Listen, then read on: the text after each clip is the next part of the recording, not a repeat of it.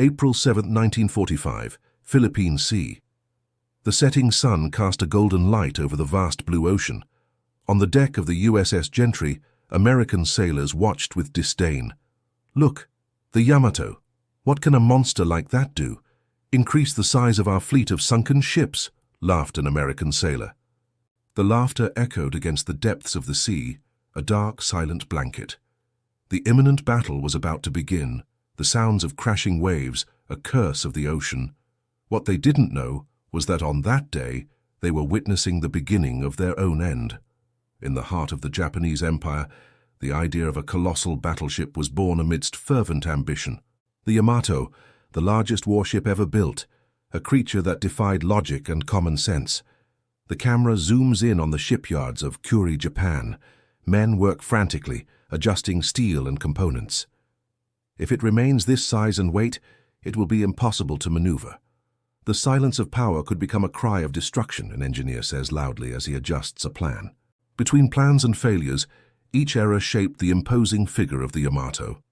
At 72,000 tons and armed with 9 460 mm guns, its construction received fierce criticism from allies and enemies alike. No one imagined that this apparent failure carried the seed of victory.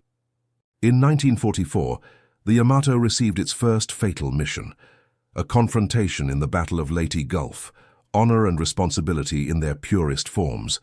The report stated, "The ship can be a static target due to its slowness. It flies like a brick."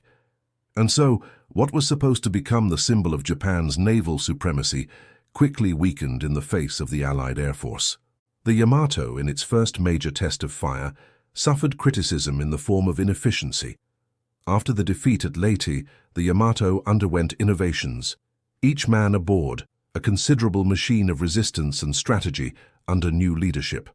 The vision of a new commissioner pushed the entire ship, its logic against the tide. "We must transform her.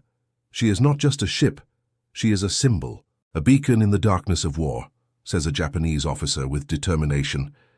As Japan rebuilt and the Yamato became a symbol of resilience, the transformation revealed itself.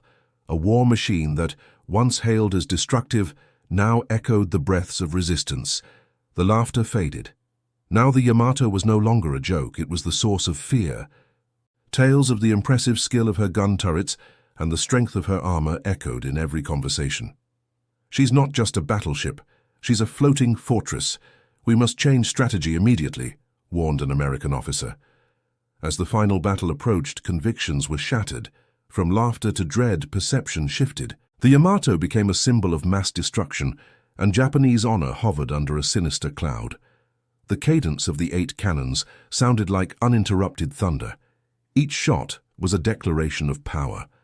The Yamato articulated the destructive potential of its technological array. But what this machine represented was more than steel and explosives.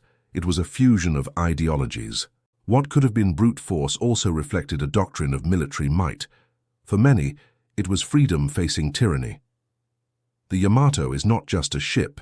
She is the spirit of Japan, forged in war, the product of a century of research and determination, reflects an engineer during an attack.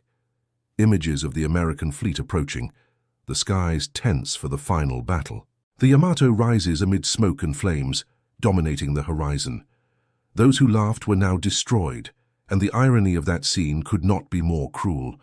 Those who scorned became targets of their own arrogance. The screams of men mingled with the echo of cannons, sea and iron colliding. They laughed when they first saw her. They stopped laughing when they realized the sound of laughter mingled with the thunder of defeat. The thunder spoke, and the sky never belonged to them again. IMDb. A reflection on ingenuity and the brush of destiny defines our existence even today in the waters of history.